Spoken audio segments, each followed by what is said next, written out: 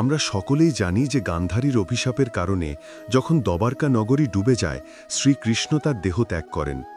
কিন্তু আপনি কি কখনো ভেবে দেখেছেন শ্রীকৃষ্ণের প্রিয়, তার হৃদয়ের সবচেয়ে কাছের রাধারানীর মৃত্যু কিভাবে হয়েছিল? শেষমেশ তার শেষ ইচ্ছা কী ছিল, এবং তিনি শ্রীকৃষ্ণের কাছে এমন কি চেয়ে বসেছিলেন যা আজও আলোচনার বিষয়? এটি এমন একটি প্রেম কাহিনী যা সময়কে অতিক্রম করে গেছে। এটি সেই বন্ধন যা শরীরের নয়, আত্মার সঙ্গে যুক্ত। তাই বন্ধুগণ, আজ আমরা জানব রাধারানীর মৃত্যুর আসল রহস্য এবং তার শেষ ইচ্ছার এক অজানা কিন্তু রোমাঞ্চকর কাহিনী, যা আপনাকে চমকে দেবে। আজকের এই ভিডিওটি অত্যন্ত জ্ঞানগর্ভ এবং অনুপ্রেরণাদায়ক। এই কারণে কাহিনী এবং এই রহস্যটি বোঝার জন্য ভিডিওটি অবশ্যই সম্পূর্ণ দেখুন, কারণ এই কাহিনীটি সম্পূর্ণ শোনার পর আপনার জীবন সার্থক হয়ে উঠবে। তাহলে চলুন এই রহস্যময় কাহিনীটি শুরু করি। তবে তার আগে যদি আপনি চ্যানেলে নতুন হয়ে থাকেন, তাহলে ভিডিওটি লাইক করে চ্যানেলটি সাবস্ক্রাইব করুন এবং কমেন্টে লিখুন রাধে রাধে। বর্ষানার সেই পুরনো পায়ে চলা পথ, যেখানে শ্রীকৃষ্ণ একদিন তার লীলা করতেন, আজও সেখানে এক গুঞ্জন রয়ে গেছে, প্রেমের হাসির, মাসির এবং সেই বেদনার যা যুগের পর যুগ প্রেমিকদের বাঁচিয়ে রেখেছে। কিন্তু এই কাহিনীর শুরু বর্ষানার সেই গলিরেখা থেকে নয়, না বৃন্দাবন থেকেও নয়। এই কাহিনী শুরু হয় এক কুঞ্জ থেকে, যেখানে বৃদ্ধা হয়ে ওঠা রাধা তার অন্তিম সময় প্রতীক্ষায় ছিলেন। এখন আর তিনি সেই পুরনো রাধা নন, এখন তিনি বৃদ্ধা। তার দেহ ঝুঁকে গেছে, কিন্তু এখনও তার হৃদয়ে সেই কিশোরী রাধারী, যিনি কেবলমাত্র শ্রীকৃষ্ণের জন্যই ধকধক করেন। তার মুখে বলিরেখা দেখা দিয়েছে, কিন্তু এখনও যখন কেউ বাঁশি বাজান, তখন তার মুখে উজ্জ্বলতা ফিরে আসে, একটি হাসি ছেয়ে যায়, যেন পুরনো স্মৃতিগুলো আবারও জীবন্ত হয়ে ওঠে। মথুরা ছেড়ে চলে যাওয়ার পর শ্রীকৃষ্ণের বিরহে রাধা কখনো কারো সঙ্গে বিবাহ করেননি, না কোনো আশ্রয় গ্রহণ করেছিলেন।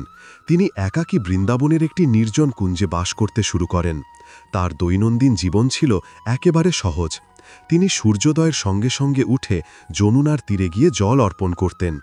এরপর কুটিরে ফিরে এসে দিনভর শ্রীকৃষ্ণের অপেক্ষা করতেন, যেন তার সম্পূর্ণ বিশ্বাস ছিল যে একদিন শ্রীকৃষ্ণ তার সঙ্গে দেখা করতে অবশ্যই আসবেন। গ্রামবাসীরা রাধাকে এক সাধী বলে মনে করত। তাদের তার সম্পর্কে কিছুই জানা ছিল না। তারা জানতেন না তিনি কে এবং কোথা থেকে এসেছেন। তবে এইটুকু সবাই জানত যে যেই হন না কেন, তিনি তার সমস্ত কিছু কেবলমাত্র শ্রীকৃষ্ণকে উৎসর্গ করেছিলেন। একদিন রাধা তার নিয়মিত রুটিন অনুযায়ী যমুনার তীরে জল অর্পণ করছিলেন। হঠাৎ করে তিনি আকাশের দিকে তাকালেন। বাতাস নিস্তব্ধ হয়ে পড়ল এবং তার হৃদয়ে একটি কম্পন অনুভূত হল, যেন পুরো ব্রহ্মাণ্ড তাকে কিছু বলতে চাইছে। ঠিক সেদিন সন্ধেবেলা তিনি তার কুটিরের বাইরে তুলসী গাছের পাশে বসে পড়লেন এবং তাকে প্রণাম করে বললেন, এখন আমার যাওয়ার সময় হয়ে এসেছে, তবে আমি এভাবে যাব না। আমি তখনই দেহত্যাগ করব যখন স্বয়ং শ্রীকৃষ্ণ আমার সামনে এসে সশরীরে উপস্থিত হবেন এবং প্রেম ভরে আমাকে ডাকবেন রাধে। এই কথা শুনে গ্রামবাসীরা অবাক হয়ে গেল। তারা ভাবল, এত বড় রাজা এই বৃদ্ধার সঙ্গে দেখা করতে আসবেন কেন? কিন্তু কেউই রাধার ভক্তির প্রতি সন্দেহ প্রকাশ করেনি, কারণ তিনি আজীবন কেবলমাত্র প্রেমের সংজ্ঞাকেই জীবন্ত করে তুলেছিলেন। তার হৃদয় ছিল শ্রীকৃষ্ণের প্রতি এক অনন্য প্রেম। আর অন্যদিকে দ্বারকায় বসে থাকা শ্রীকৃষ্ণ, যার কাছে সবকিছু ছিল, তবুও তার হৃদয় ছিল শূন্যতায় ভরা। বলতেই হয়, সবকিছু পাওয়ার পরেও কখনো কখনো মানুষের কিছুই থাকে না। শ্রীকৃষ্ণের অবস্থাও তখন তেমনই ছিল।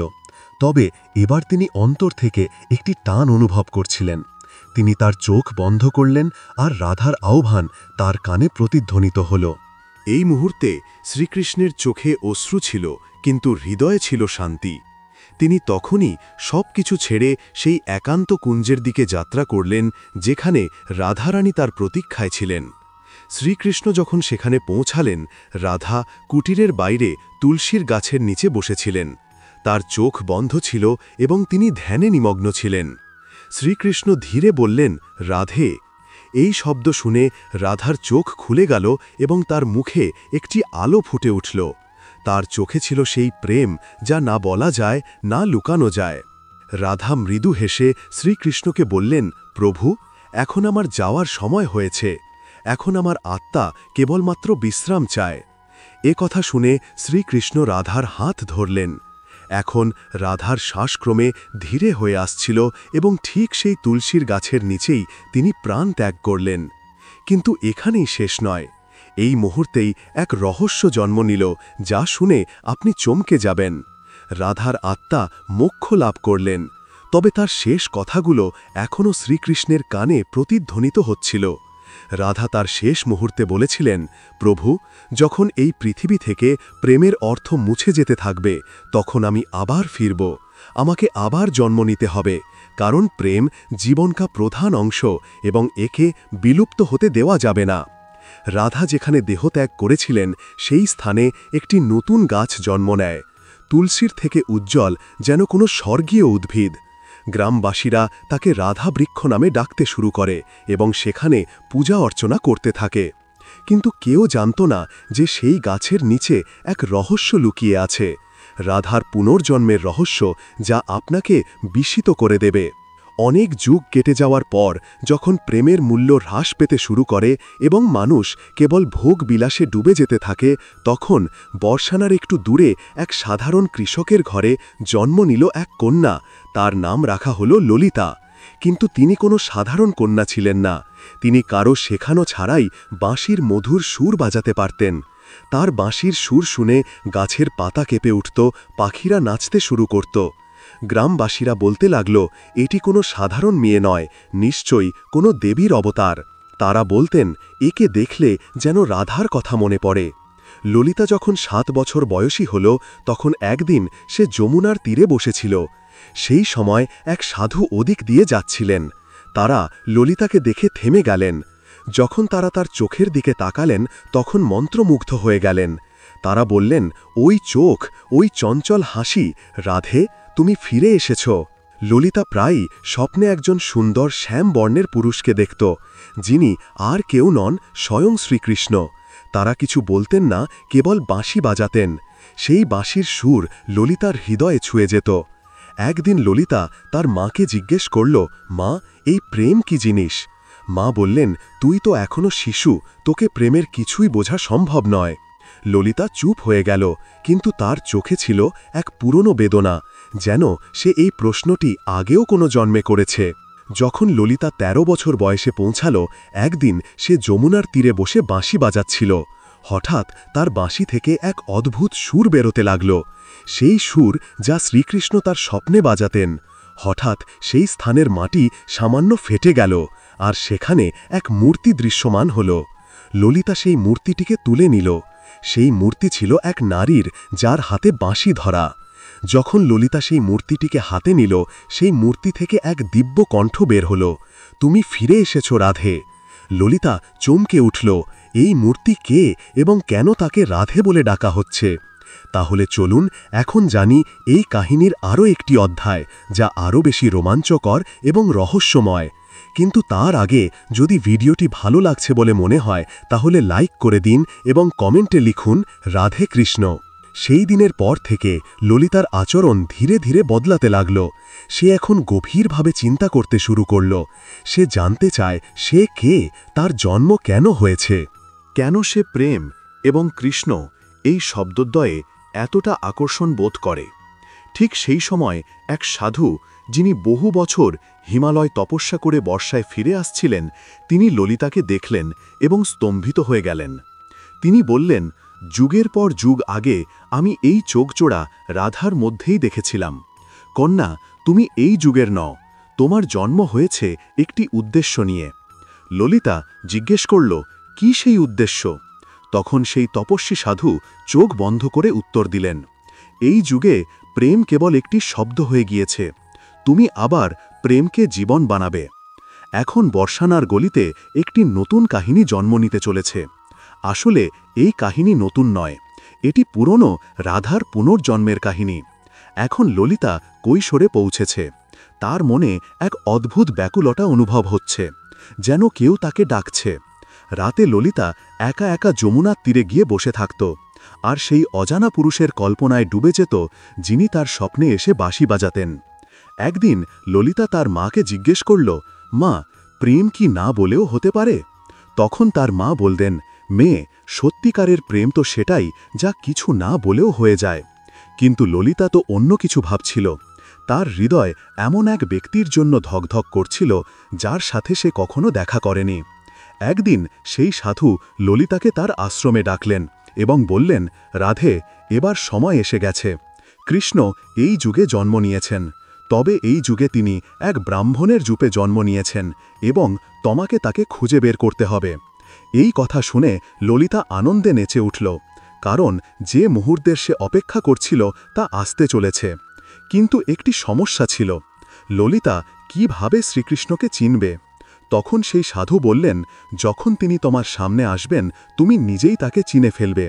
তবে মনে রেখো, এইবারের পরীক্ষা আরও কঠিন হবে, কারণ এখন যুগ বদলে গেছে। তোমার প্রেম এবার আর কেবল ব্যক্তিগত থাকবে না, এবার তোমাকে সমাজ ও জনগণের সামনে প্রেমের আসল অর্থ বোঝাতে হবে। এখন শ্রীকৃষ্ণ পুনর্জন্ম নিয়েছেন এবং এক নবযুবক সন্ন্যাসীর রূপে রয়েছেন, যার নাম অনন্তানন্দ। তিনি মানুষকে উপদেশ দিতেন, কিন্তু কেউ জানত না যে আসল সত্য এই যে অনন্তানন্দ কে। যখন তিনি বক্তৃতা দিতেন, তার প্রেমময় বাণী শুনে লোকেরা কেঁদে ফেলত। তিনি বলতেন, প্রেম কেবল দেহগত নয়, আত্মার সম্পর্ক। প্রেম মানেই ত্যাগ ও সমর্পণ। কিন্তু ভিতরে ভিতরে তিনিও অসম্পূর্ণ বোধ করতেন। তিনিও প্রতিটি রাত যমুনার তীরে গিয়ে বসতেন এবং সেই অজানা নারীর স্বপ্নে হারিয়ে যেতেন। একদিন সেই সাধুর নির্দেশ অনুযায়ী ললিতা তার বাবা মাকে প্রণাম করে একাই বেরিয়ে পড়ল তার অজানা প্রেমের খোঁজে। তার হাতে ছিল কেবল একটি ছোট বাঁশি এবং মনে ছিল অটল সংকল্প। সে গ্রাম থেকে গ্রামে ঘুরত, কখনো কোনো কাহিনী শুনত, কখনো অনেক সন্ন্যাসীর সঙ্গে দেখা করত, এই আশায় যে সে তার প্রেমকে খুঁজে পাবে। কিন্তু কোনো সন্ন্যাসীর মধ্যে সেই তেজ খুঁজে পায়নি, যে তেজ কেবল আত্মা থেকে অনুভব করা যায়। অবশেষে একদিন সে পৌঁছাল এক নগরে। সেখানে একটি বিশাল উপদেশ সভা বসেছিল। সবাই বলছিল, আজ অনন্তানন্দ স্বামীজির উপদেশ আছে। তার কথা শুনলে হৃদয় কাঁদে ওঠে। ললিতা জনতার ভিড়ে বসে পড়ল। অনন্তানন্দ মঞ্চে এলেন। যখন তিনি চোখ তুললেন, তার চোখ পড়ল ললিতার চোখে। এক মুহূর্তের জন্য সময় থেমে গেল। তিনি কিছু বললেন না, তবে তার চোখ বলছিল, তুমি এসেছ অবশেষে। ললিতা হতবাক হয়ে গেল। এই চোখ, এই চাহনি, এ তো সেই চোখ যেটা সে জন্মের পর থেকে স্বপ্নে দেখে এসেছে। তিনি বক্তৃতা শুরু করলেন, আজ আমি কোনো শ্লোক বলবো না, আজ আমি বলবো সেই প্রেমের কথা যা যুগে যুগে আত্মাকে জাগ্রত করেছে। তার প্রতিটি শব্দ যেন ললিতার হৃদয়কে ভেদ করে যাচ্ছিল। এই সেই সুর যেটা সে জানে, এই সেই বাণী যা সে বারবার স্বপ্নে শুনেছে। সভা শেষে ভিড় ছেটে গেলে ললিতা ধীরে ধীরে তার দিকে এগিয়ে গেল। তিনি কিছু বললেন না, শুধু একটি মৃদু হাসি দিয়ে বললেন, তুমি এসেছ রাধে, আমি জানতাম তুমি আসবে, আমরা তো আলাদা হইনি কখনো। ললিতার চোখ দিয়ে অশ্রু ঝরতে লাগল। সে বলল, কেন তাহলে এই জন্ম, কেন এত দূরত্ব? তখন অনন্তানন্দ বললেন, এবার প্রেম কেবল আমাদের মধ্যে সীমাবদ্ধ নয়, এবার আমাদের প্রেম হবে এক উদাহরণ, যা মানুষকে দেখাবে আত্মিক প্রেম কিভাবে দেহের ঊর্ধ্বে যায়। এবার প্রেম হবে ত্যাগ, এবার প্রেম হবে সামাজিক জাগরণ। তারপর শুরু হলো তাদের পথচলা। তারা একসাথে গ্রামে গ্রামে ঘুরে মানুষকে প্রেমের সঠিক ব্যাখ্যা দিতেন। তারা বলতেন, যেখানে অহংকার নেই, যেখানে স্বার্থ নেই, সেই প্রেমই আসল প্রেম। যেখানে কৃষ্ণ আছেন সেখানে রাধা থাকতেই হবে, যেখানে রাধা নেই সেখানে কৃষ্ণও সম্পূর্ণ নন। তাদের কথা শুনে মানুষ কাঁদত। অনেকে বলতো, আমরা বুঝতেই পারিনি প্রেম এত গভীর হতে পারে। এভাবেই বহু বছর কেটে গেল। একদিন এক পূর্ণিমার রাতে তারা দুজন যমুনার তীরে বসেছিলেন। চাঁদের আলোয় ললিতার মুখ দীপ্ত হচ্ছিল। তিনি বললেন, এই জীবনে আমরা কিছুই চাইনি, শুধু একে অপরকে উপলব্ধি করেছি। এই প্রেমই আমাদের পূর্ণ করেছে। তখন অনন্তানন্দ বললেন, এই যুগে যদি প্রেমকে কেউ বুঝতে চায় তবে সে যেন শুধু আমাদের দিকেই তাকায়। এরপর কিছু বছর পরে তারা দুজনেই তপস্যায় বসে গেলেন, আর একদিন শরীর ত্যাগ করলেন। কিন্তু আলো মানুষ বলেন, যখন বাঁশির সুর বয়ে যায়, যখন চাঁদের আলো যমুনায় পড়ে, তখন রাধা আর কৃষ্ণ আবার মিলিত হন এই মানব রূপে। রাধার পুনর্জন্ম কেবল গল্প নয়, এটি সেই চেতনার প্রতিফলন যেখানে আত্মা প্রেমের জন্যে আবারও পৃথিবীতে ফিরে আসে, কারণ প্রেম কখনো মরে না। শ্রীকৃষ্ণ আর রাধা বারবার জন্ম নেন, যাতে আমাদের হৃদয়ে আবার প্রেমে জাগ্রত হয়। যদি এই কাহিনী আপনার হৃদয় ছুঁয়েছে, তাহলে রাধে কৃষ্ণ লিখে জানিয়ে দিন। আর এমন আরও রূপকথার জন্যে চ্যানেলটি সাবস্ক্রাইব করুন। রাধে রাধে।